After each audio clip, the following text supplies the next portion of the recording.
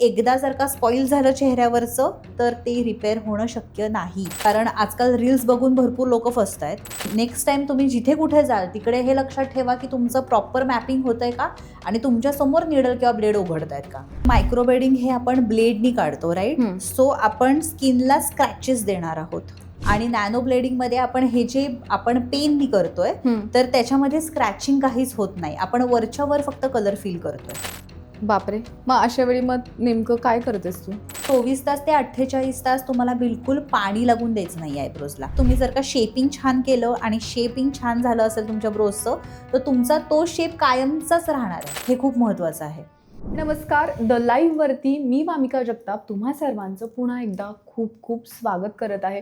मुलींनो, तुम्हाला असं होतं का की तुमचे आयब्रोज जे आहेत ते अनइवन आहेत किंवा खूप जास्त विरळ आहेत आणि सतत ते फील करायला तुम्हाला खूप जास्त कंटाळा येतो? कारण का प्रत्येक मुलीसाठी तिचे आयब्रोज तिच्या फेसवरचं सगळ्यात इम्पॉर्टंट असा पार्ट आहे. कारण का तुमचे आयब्रोज जर का छान दिसत असेल तर तुम्ही खूप जास्त अट्रॅक्टिव्ह दिसता असं मला वाटतं.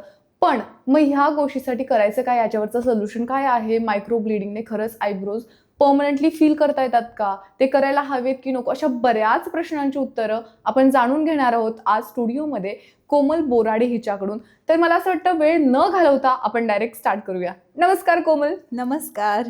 हाय. हाय. कशी आहेस आणि तू? मस्त. ओके, मला हे सांग, मायक्रो ब्लीडिंग म्हणजे नेमकं काय असतं? कारण का आजकाल खूप जास्त भन्नाट ट्रेंड चाललाय. प्रत्येक मुलीला असं वाटतं की माझे आयब्रोज फिट अँड फाईन असायला पाहिजेत. ते नेमकं काय ते आता तूच सांग. ओके. सो मायक्रोब्लेडिंग हे आपण जे करतो तर ते आपण हेअर लाईक स्ट्रोक्स ड्रॉ करतो. ओके. तर ते इतके नॅचरल दिसतात की ते म्हणजे समजून येत नाही बघणाऱ्याला समोरच्याला की तुम्ही काही फील केलेलं आहे का ते आपण हेअर लाईक स्ट्रोक्स ड्रॉ केलेले आहेत. म्हणजे ज्याचा आपण करतो त्यालाही समजत नाही ॲक्च्युअल बघितलं तर की हे माझे खरंच आयब्रोज आहेत का तुम्ही ते ड्रॉ केलेले आहेत. इतकं नॅचरल दिसतं. ओके. तर मला हे सांग की मायक्रो ब्लीडिंगमध्ये आणि आयब्रो टॅटूइंगमध्ये काय नेमका फरक आहे? सो बेसिकली ॲक्च्युली आपण जेव्हा सजेस्ट करतो क्लायंटला तर PMU आणि टॅटू ॲक्च्युली ह्याच्यामध्ये खूप जास्त फरक आहे. ओके. तर आपण हे PMU सगळं सारखं ऐकत आलोय. तर PMU म्हणजे काय? तर PMU म्हणजे परमनंट मेकअप. सो हा परमनंट मेकअप काय असतो? सो सेमी परमनंट असतो. ओके. सेमी परमनंट म्हणजे ज्याच्यामध्ये आपण ऑर्गॅनिक प्रोडक्ट्स वापरतोय, ऑर्गॅनिक इंक्स वापरतोय, त्याला म्हणतात सेमी परमनंट मेकअप. आणि ओके. टॅटूमध्ये आपण डायनेमिक इंकनी टॅटू काढत असतो. अच्छा. सो सगळ्यात मोठा फरक हा आहे की आपण टॅटू जेव्हा काढतात तेव्हा स्किनच्या तिसऱ्या लेअरपर्यंत जातात आणि आपण जेव्हा PMU करतो तेव्हा फक्त आणि फक्त स्किनच्या वरच्या लेअरवरच काम करतो. अच्छा. त्यामुळे हे इनिशियली हळूहळू ग्रॅज्युअली हळूहळू PMU कमी होणार आहे. ओके. सो बेसिकली बरंच काही तू ऐकलं असेल की काही व्हिडिओजमध्ये असं सांगितलं जातं की 10 वर्ष टिकतं, 15 वर्ष हो टिकतं. हो हो. सो हे जे 10 वर्ष 15 वर्ष क्लेम करणारे लोक आहेत तर ते हे टॅटू करून देतात. तरच टॅटू केला तरच हे टिकू शकतं. अच्छा. आणि जे आपण करतो ते परमनंट मेकअप सेमी परमनंट हळूहळू ग्रॅज्युअली कमी होणार आणि 1-1.5 वर्षांनी तुम्हाला त्याला टचअप करायलाच लागणार आहे.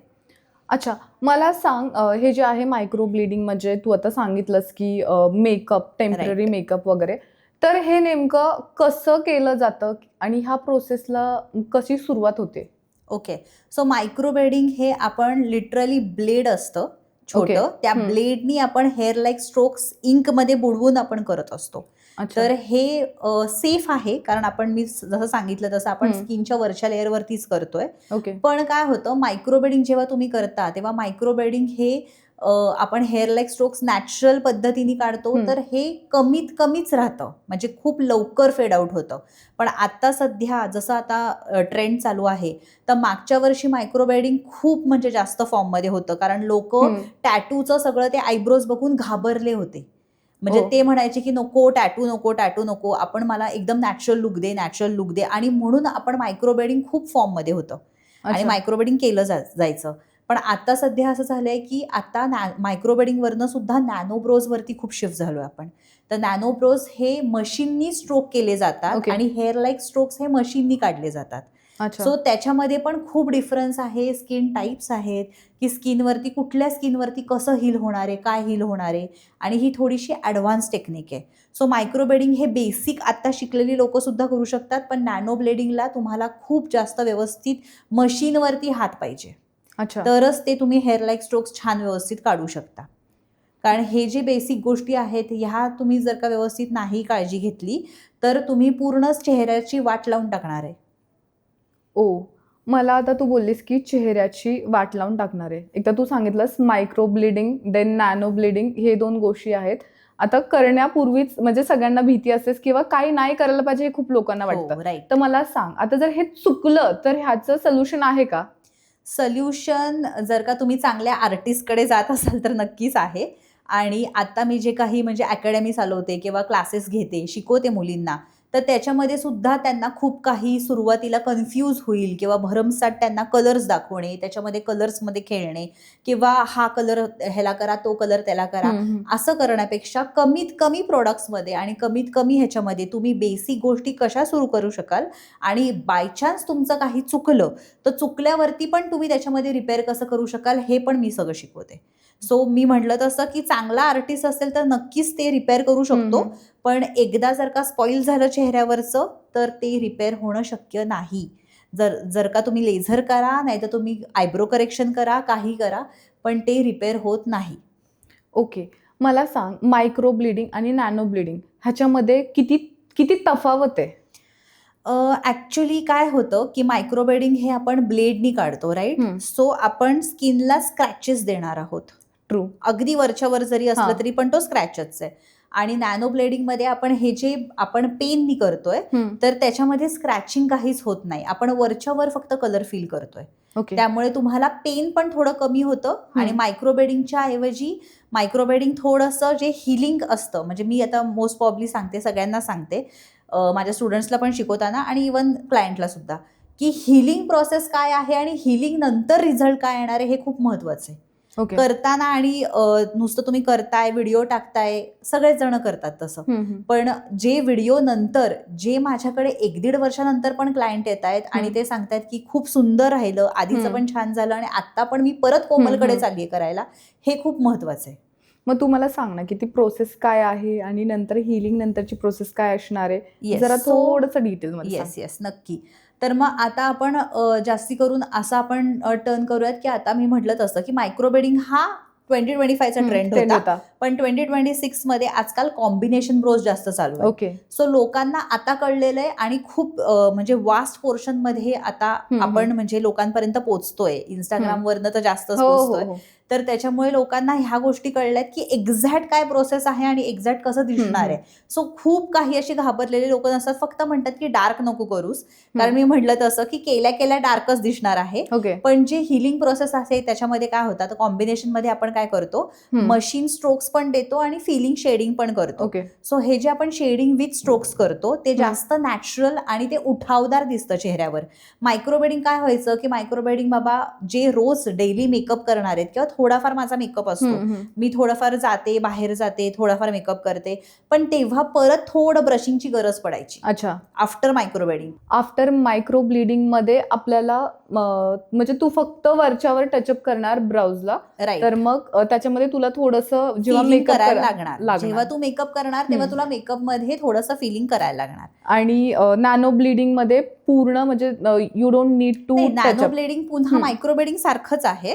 पण जे मी कॉम्बिनेशन ब्रोज म्हणते, ज्याच्यामध्ये आपण ऑम्ब्रे प्लस नॅनो करतो, तर त्याच्यामध्ये तुम्हाला असं दिसून येतं की तुम्हाला नॅचरली फील्ड आयब्रोज दिसून येतात. ओके. म्हणजे जसं आपण थोडंसं फिलिंग करतो आयब्रोजचं, पावडरनी करतो, पेन्सिलनी करतो, तो इफेक्ट आपण ऑम्ब्रे मध्ये आणि कॉम्बिनेशन ब्रोज मध्ये करतो.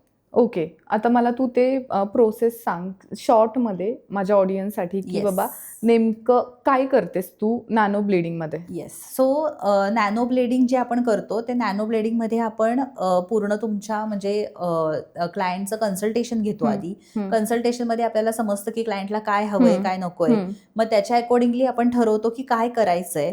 सो बेसिकली मी सांगितलं तसं की नुसतं नॅनो ब्लेडिंग करण्यात काही अर्थ नाहीये. म्हणजे जे आहे ते मला जे आता मी एवढे क्लायंट करते रेग्युलरली, त्याच्यामुळे मी म्हणजे जे आहे ते क्लिअर सांगते की बाबा हे नुसतं नॅनो ब्लेडिंग करून उपयोग नाही, तुम्हाला त्याच्याबरोबर कॉम्बिनेशन पाहिजेच, म्हणजे फिलिंग हे पाहिजेच, तर ते उठावदार पण दिसणार आहे बरोबर. आणि तुमच्या लुकमध्ये 360 डिग्री चेंज होणार आहे. Yes, attractive yes. सो जर का आपण बेसिकली जे शेपिंग करतो तर ते shaping according to your face करतो. ओके. सो तुमचा फेस स्ट्रक्चर काय आहे, तुमचं नोज कसं आहे, तुम्हाला शार्पनेस हवाय का तुम्हाला थोडासा सॉफ्ट लुक हवाय, ह्याच्या अकॉर्डिंग आपण शेपिंग करतो. बरोबर आहे. तर आता तुम्ही जर का बघितलं असेल की युजली आता इतके व्हिडिओज लोक टाकतात, पण त्याच्यामध्ये शेपिंग वरती कोणच नाही भर देत. बरोबर आहे. जे ब्रोज आहेत त्याच्यामध्ये तुम्ही फिलिंग करता आणि सोडून देता, पण जे शेपिंग करतात त्याच्यामध्ये 360 डिग्री हा फरक पडतो. म्हणजे बरेच लोक म्हणतात की बाबा एवढे चार्जेस का, किंवा एवढं हे का, म्हणजे एवढी तफावत कशी,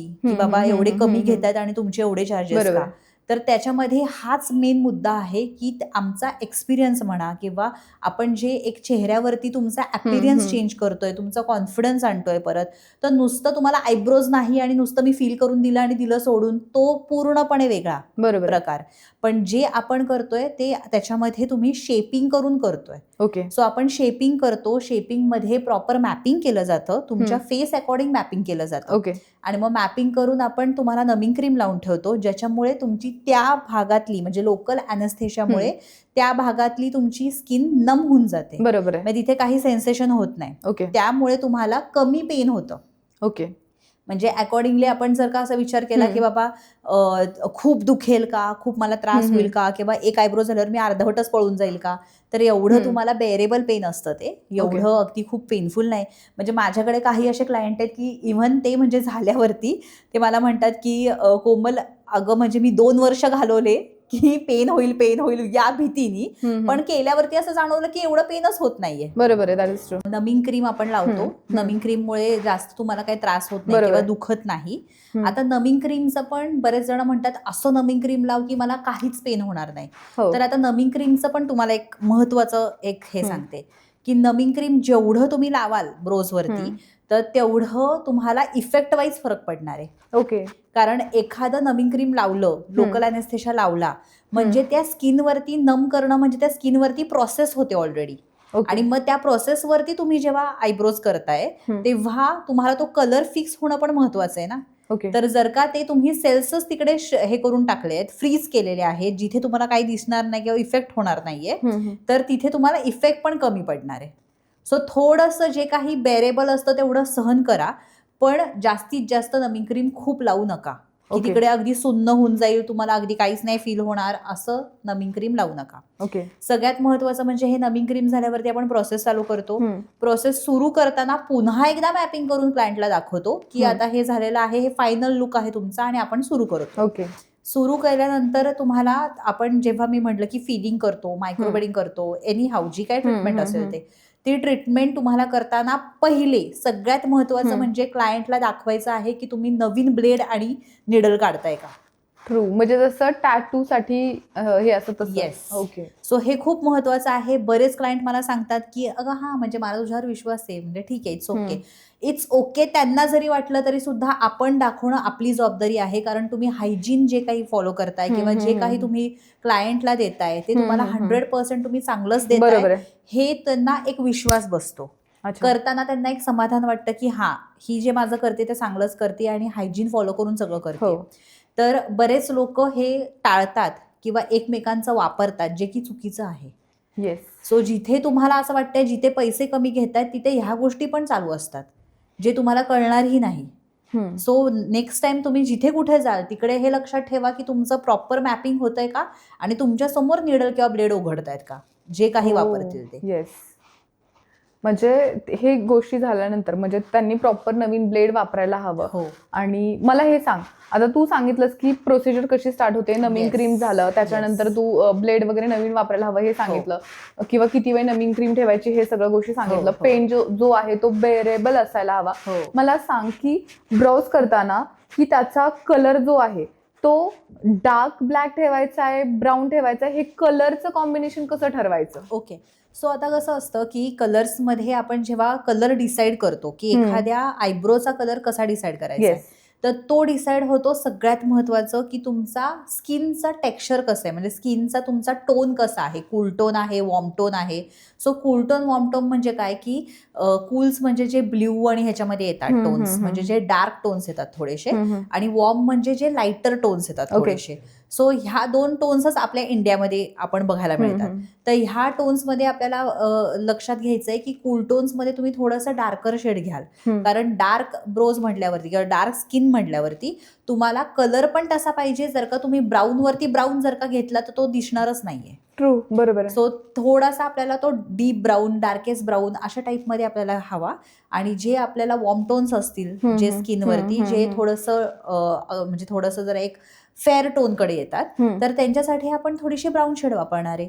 पण ब्राऊनमध्ये सुद्धा खूप व्हेरिएशन असतात. सो लाईट एकदम ब्राऊन घेऊन पण नाही चालत, कारण आपली इंडियन स्किन टोन आहे, आपलं वॉर्मथ आहे, उष्णता असते बॉडीमध्ये. तर बरोबर आहे. जे काही ते नंतर हिलिंग नंतर दिसतात, तर ते खूप जास्त तुम्ही लाईट शेड जर का वापराल तर ते रेडकडे टर्न होतात, ओके. ऑक्सिडाइज दिसतात. अच्छा. तर त्याच्यामुळे ते खूप महत्त्वाचं आहे, की एखाद्या व्यक्तीला हे पण समजणं, की तुम्ही जर का आज करताय, तर तुम्ही कुठला टोन वापरताय, कुठलं हे वापरताय आणि हिलिंग नंतर तुमचे आयब्रोज कसे दिसतायत. तू मला आता प्रोसिजर सांगितली, मला सगळ्या गोष्टी समजल्या. मला सांग की ही ट्रीटमेंट झाल्याच्या नंतर काय प्रिकॉशन्स घ्यायला पाहिजेत? येस. सो सगळ्यात महत्त्वाची प्रिकॉशन आहे, जे आपण अगदी म्हणजे क्लायंटला सांगतो, की बाकी गोष्टी बाजूला, पण ही महत्त्वाचं लक्षात ठेवा, की 24 तास ते 48 तास तुम्हाला बिलकुल पाणी लागून द्यायचं नाही आयब्रोजला. सो जेवढं तुम्ही वॉटर अवॉइड कराल, तेवढं लवकर हिलिंग तुमचं चांगलं होणार आहे. सो आता बऱ्याचदा मी बघते, किंवा जे काही माझ्याकडे क्लायंट येतात किंवा इवन माझ्याकडे स्टुडंट्स येतात, जे ऑलरेडी शिकून आलेत किंवा व्हॉटेव्हर, किंवा मी बघते आता व्हिडिओजमध्ये, तर असं लक्षात येतं, की ब्रोज झाल्यावरती त्यांना वॅसलीन लावलं जातं. ओ. सो वॅसलीन हे फक्त प्रॉपर्टी काय आहे त्याची, फक्त एक म्हणजे त्याच्यामध्ये मॉइश्चर लेवल, मॉइश्चर कंटेंट असतं, की ते ड्राय पडू नये किंवा असं. म्हणून आपण लिप्सला पण वॅसलीन लावतो, ट्रू. की लिप्स ड्राय नको हो, पडायला हो. किंवा हे. पण त्याच्यामध्ये हिलिंग प्रॉपर्टीज काहीच नसतात. बरोबर आहे. सो आपण असे क्रीम्स देतो क्लायंटला, की त्याच्यामध्ये प्रॉपर हिलिंग कंटेंट्स आहेत. ओके. आणि हे आणि किती दिवस वापरायचं? 7 to 10 डेज फक्त. अच्छा. सो त्याच्यानंतर काही असं हे नाही, की बाबा तुम्ही इकडे जाऊ शकत नाही, तिकडे जाऊ शकत नाही, किंवा समुद्रात नाही जाऊ शकत वगैरे. तुमचं हिलिंग झालं, साधारण तुमचं 10 ते 15 दिवसामध्ये हिलिंग होतं. सो हिलिंग झाल्यावरती अगदीच तुम्ही म्हणजे हे जाऊ शकता, समुद्रात जाऊ शकता, फिरायला जाऊ शकता, कुठेही जाऊ शकता. बरेच मला क्लायंट विचारतात, की कोमल मला एखादं फंक्शन आहे किंवा मला हे आहे, पण आता सध्या, कारण आता आलेच, आता गणपती आले, दिवाळी आलं, सगळं आलं. गौरी गणपती. सो गणपती गौरीमध्ये पण असं होतं, की आता सगळे आता फेस्टिवल्स चालू होतील, तर मग आपण कधी करूयात आयब्रोज. तर हे खूप महत्त्वाचं आहे समजून घ्यायला, की तुम्हाला एक 7 to 10 डेज व्यवस्थित तुम्हाला असा पिरियड पाहिजे, की तिथे तुम्हाला काहीही, तुम्ही बाहेर खूप फिरायला जाणार नाही, पावसात खूप भिजणार नाही, किंवा तुम्हाला काही म्हणजे खूप हेक्टिक काही स्केड्यूल नसेल, आणि तुम्हाला स्वतःची काळजी घ्यायला, म्हणजे आयब्रोजला दर 2 तासांनी ते हिलिंग क्रीम लावायचे. त्यामुळे हे तुम्ही 7 ते 10 दिवस काळजी घ्या. मग तुम्हाला काही स्केलिंग, स्कॅबिंग होणार नाही, तुम्हाला काही खपली येणार नाही, किंवा काही तुम्हाला विचित्र काही दिसणार नाहीये.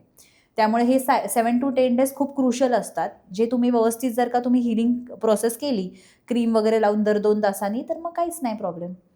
हे जे आयब्रोज आहेत केलेले, तर ते किती दिवस टिकतात? म्हणजे प्रॉपर ब्राउज केले तर किती दिवस टिकतात? Yes, good question. सो बऱ्याच जणांना, मी जसं मगाशी म्हटलं, की बरेच जण म्हणतात, की 8 ते 10 वर्ष टिकतं, 15 वर्ष टिकतं. पण हे असं 8 ते 10 वर्ष, 15 वर्ष हे टॅटूस राहू शकतो. मे बी आयुष्यभर राहू शकतो, कारण तू 8 ते 10 वर्षानंतर तू कुठे त्यांना विचारायला जाणार आहेस किंवा काहीच होणार आहे. True. पण जेव्हा तुम्ही PMU करता, तेव्हा जनरल आता आपल्याला म्हणजे चांगलीच सवय ही थोडक्यात, की गुगलवरती लगेच सर्च करायची सवय. सो गुगलवरती तुम्ही सर्च करा, की कॉम्बिनेशन ब्रो स्टेज फॉर, आणि लगेच तुम्हाला इमिजिएट येईल, की 3 to 5 इयर्स. ते पण खाली सगळं बेसिक येतं, की बाबा 3 ते 5 वर्ष, पण तुमच्या लाईफस्टाईलवरती डिपेंड आहे, तुमच्या स्किन टोनवर डिपेंड आहे. तुम्ही जिम करताय का, तुम्ही खूप स्वेटिंग होतंय का तुम्हाला, किंवा तुम्ही एखादा ट्रेनर आहात का, अशा सगळ्या गोष्टी ह्या क्रायटेरियामधनं तुम्हाला एक 3 ते 5 वर्ष टिकतं. आता 3 ते 5 वर्ष टिकतं, मग तुम्ही म्हणाल, की बाबा 1.5 वर्षांनी तुझं टचअप सांगितलंय, तर ते हलकं लाईट झालेलं असतं, पूर्णपणे निघून नाही जात. 1.5 ते 2 वर्ष हलकं लाईट होतं. जे तुम्ही केल्या तुम्हाला फ्रेश छान ब्रोज दिसत होते, तेवढे ते आता हलके दिसणार, कारण मी म्हटलं तसं स्किनच्या वरच्या लेअरवर केल्यामुळे स्किनची वरची लेअर निघत जाते. सो जशी ती शेड आउट होईल, तसं ते शेड होता होता होता तुमचं ते लाईट होणार. मग लाईट झाल्यावरती तुम्ही 1.5 वर्षानंतर जर का टचअपला आलात तर ते पुन्हा फ्रेश दिसणार. ओके. मला सांग की आता ऑलमोस्ट आपल्या ह्याच्यामध्ये सगळ्या जे काही क्वेश्चन्स आहेत, क्वेरीज आहेत ते क्लिअर झालेले, म्हणजे तू Yes. स्टार्ट टू एंडपर्यंत सांगितलंय. मला सांग की मायक्रो ब्लिडिंगबद्दलचं सगळ्यात घाणेरडे मिथ्स काय आहेत? मायक्रोब्लेडिंग किंवा आता PMU बद्दलच म्हणजे जनरल मिथ असं आहे की बाबा मी म्हटलं तसं की 8 ते 10 वर्ष टिकतं किंवा 15 वर्ष टिकतं. तर हा असा मिथ नसून हे मी सांगितलं तसं की 3 ते 5 वर्षच टिकू शकतं आणि जे लोकं क्लेम करतील ह्या गोष्टीला की 8 ते 10 वर्ष वगैरे टिकतंय, तर ते तुमचा टॅटू करून देतायत किंवा तुम्हाला फसवतायत. ते तुम्हाला 8 ते 10 वर्ष सांगणार आणि तुमचं असं लक्षात येईल की बाबा 3 ते 4 महिन्यातच माझं कमी झालंय.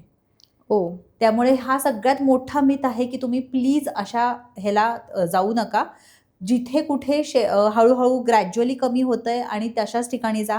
कारण आत्ता जसे मी नवीन आयब्रोज सगळ्यांचे करते तसे ऑलमोस्ट ऑल्टरनेट क्लायंट मला रिपेअरिंगसाठी आहेत. त्यांचे रिपेअरिंग्स करते मी की बाबा 7 वर्षापूर्वी केलेलं, 15 वर्षापूर्वी केलेलं, तो हे सगळे टॅटू आहेत. जे टॅटू रिपेअर करायला लागतात आणि टॅटू रिपेअर करायला इंटरनल म्हणजे जसं मी तुम्हाला म्हटलं तसं की 3ऱ्या लेवलपर्यंत स्किनच्या गेलेलं असतं.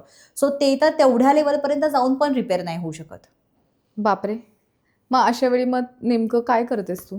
सो आता बेसिकली कसं असतं आपण आयब्रो करेक्शन करतो. जसं तुम्हाला माहिती आहे की बाबा आपल्याला जर का चेहऱ्यावरती पिगमेंटेशन असेल किंवा हे असेल आणि आपल्याला मेकअप करायचा आहे.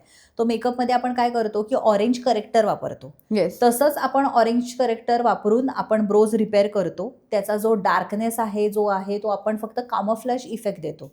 म्हणजे वरच्यावर आपण फक्त त्याला हलकं लाईट करून टाकतोय आणि मग त्याच्यावरती आपण नवीन ब्रोज करतो. सो तुमचा जो तो इफेक्ट आहे जो ब्लॅक झालेला इफेक्ट आहे तो कमी होतो आणि मग आपण हवे तसा ब्राऊन शेडमध्ये आपण ब्रोज करू शकतो. ओके. मला ऑलमोस्ट सगळ्या गोष्टी क्लिअर झालेल्या आहेत. मला हे सांग, जेव्हा तुझ्याकडे नवीन क्लायंट येतं, तेव्हा तू त्यांना काय सजेशन देतीस किंवा काय हे तुम्ही करायचंच आहे, असे कुठले इन्स्ट्रक्शन्स आहेत की बाबा तुम्हाला मायक्रो ब्लीडिंग करायचं तर ते तुम्ही लक्षातच ठेवायचे असे? इन्स्ट्रक्शन्स म्हणजे हेच आहे की 7 ते 10 दिवस क्रीम लावणे, हिलिंग प्रोसेसवरती लक्ष देणे.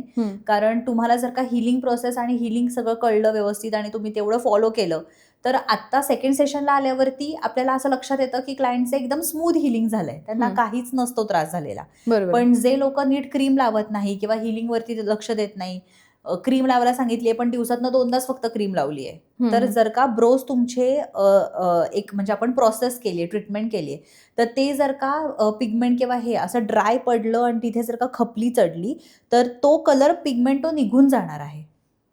ओ, म्हणजे करण्यापेक्षा सुद्धा ते केल्यानंतरची Yes. काळजी घेणं हे खूप इम्पॉर्टंट खूप आहे. महत्वाचं आहे. कोमल मला सांग, आता हे जे मायक्रो ब्लीडिंग आपण करतोय तर त्याचं साधारणतः कॉस्टिंग काय असतं? सो मायक्रोब्लेडिंग युजली आता मी सांगितलं तसं की मायक्रोब्लेडिंग थोडंसं आउट ऑफ ट्रेंड झालेलं आहे. 2025 मध्ये ते जास्त चालायचं. सो त्याचं तेव्हा चार्जेस खूप जास्त हाय होते.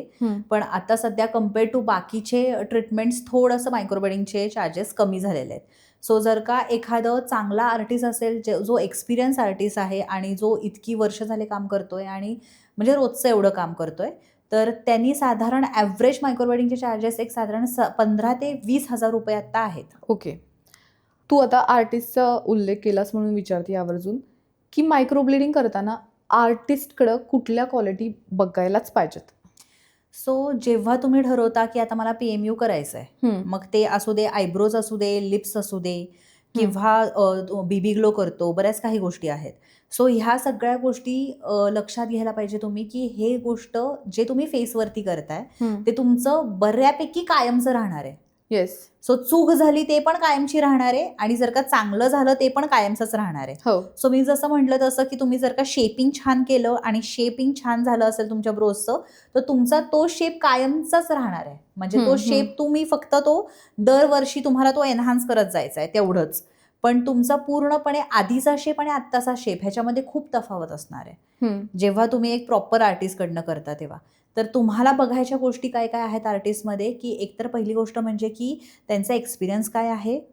नक्की ते जेव्हा रील्स आणि हे ते टाकतात की फक्त ते इन्स्टासाठी रील्स टाकतायत का रिअल काम पण तेवढंच चांगलं आहे. बरोबर.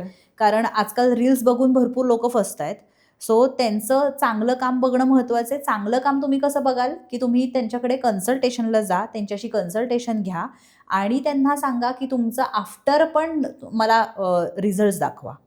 की हीलिंग प्रोसेस नंतर कसे झालेले आहेत रिझल्ट्स. जसं आपल्या पेजवरती तुम्ही बघाल, की आफ्टर सेकंड सेशनला आल्यावरती सुद्धा मी रिझल्ट्स टाकलेले आहेत, की सेकंड सेशनला हे लोकं आलेले आहेत आणि आता असा रिझल्ट दिसतो आणि ह्याच्यापुढे मी असं करणार आहे. किंवा 1-1.5 वर्षानंतर क्लायंट आलाय, तो आता रिझल्ट असा दिसतोय, 1.5 वर्षानंतर असे आयब्रोज दिसतात आणि असं करणार आहे.